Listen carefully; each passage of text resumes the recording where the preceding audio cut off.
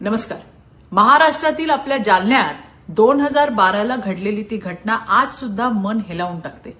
अवघ्या 2 वर्षाच्या निष्पाप बाळावर रवी अशोक घुमारे नावाच्या हरामखोराने अत्याचार करून तिचा जीव घेतला होता. त्या नराधमाला सत्र न्यायालयाने दोषी ठरवत फाशीची शिक्षा सुनावली. या शिक्षेच्या विरोधात तो उच्च न्यायालयात गेला. तिकडे पण तीच शिक्षा कायम ठेवली. नंतर सर्वोच्च न्यायालयामध्ये अपील केलं.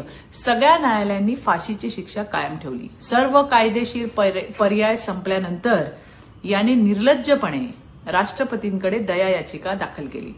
पण महामहिम राष्ट्रपती द्रौपदी मुर्मू यांनी देखील ही दया याचिका फेटाळली आणि फाशीची शिक्षा कायम ठेवण्याचा निर्णय दिला.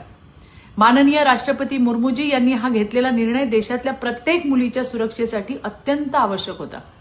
मुलींवर अत्याचार करणाऱ्यांसाठी कोणतीही सहानुभूती नाही, हा स्पष्ट संदेश या निर्णयातून दिला गेला.